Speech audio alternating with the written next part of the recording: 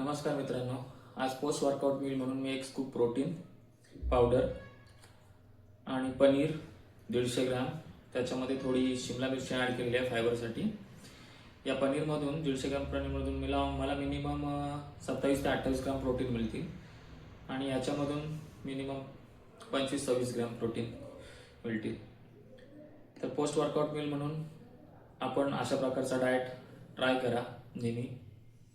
अजून तुम्हाला काय आवडत असेल तर प्रोटीनचे पदार्थ तुम्ही खात जा, हेल्दी राहा.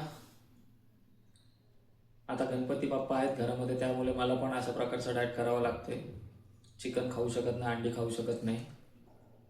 आपल्याला मिनिमम दिवसाला बॉडी वेट प्रमाणे 2 ग्रॅमची आवश्यकता आहे, जे बॉडी बिल्डर जिम करतात त्यांना.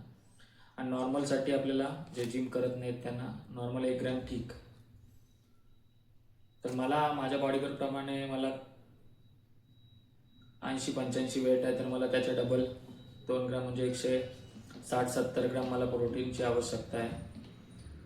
तर मी ते कसं ह्याच्यातून प्रोटीनमधून किंवा इतर काही खाऊन कवर करतो.